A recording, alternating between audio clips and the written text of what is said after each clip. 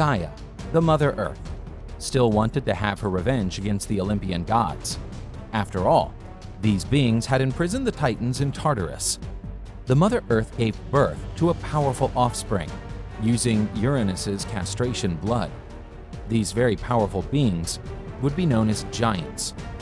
They formed a 24-giant army, and their only objective was to dethrone the gods who inhabited Mount Olympus. The Olympian gods readied themselves to face these outstanding foes. The clash between gods and giants began, but the gods appeared powerless, since their most fierce blows could not defeat the giants. That was when the goddess Hera prophesied that only one method could defeat the giants, and, much to her own repugnance, the prophecy said that only with the help of a mighty mortal wearing a lion's fur, the gods could defeat the giants. There was only one man on Earth who fit that description. His name was Hercules.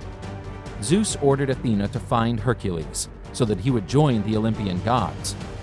The mighty giants would remain unbeatable as long as they were in touch with where they were born, nearby Thrace. They started to stack imposing stones in an attempt to reach the heavenly abode, but while the giants were focused on defending their edification, they were stunned by a scary howl. Without looking backwards, they ran away, but they did not know that it was only the howls of Silenus's donkey, which brought his pupil Dionysus to join the battle.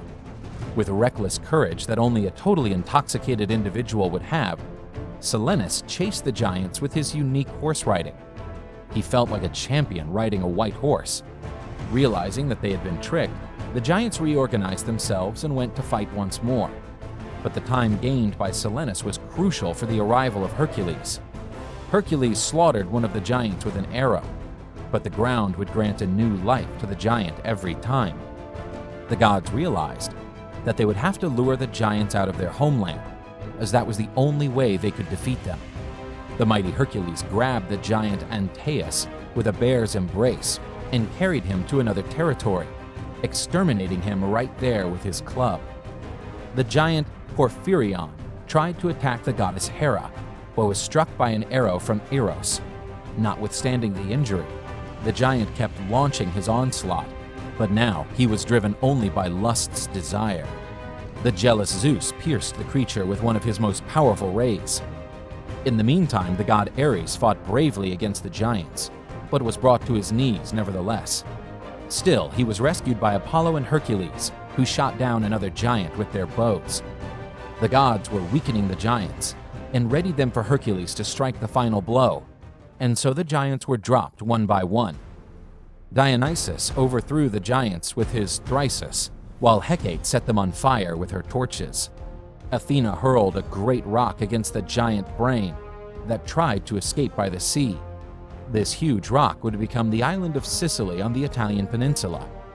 Hades also took part in the battle, making use of his pitchfork and lending his cap, which granted invisibility to Hermes, who invisibly ran at high speed among the giants, striking blows with his caduceus. Finally, Zeus triumphantly paraded in his chariot over the corpses of the fallen giants, and Nike, the goddess of victory, stood next to him. Major honors were dedicated to the great warrior Hercules. Without him, the giants would have thrown the universe back into chaos.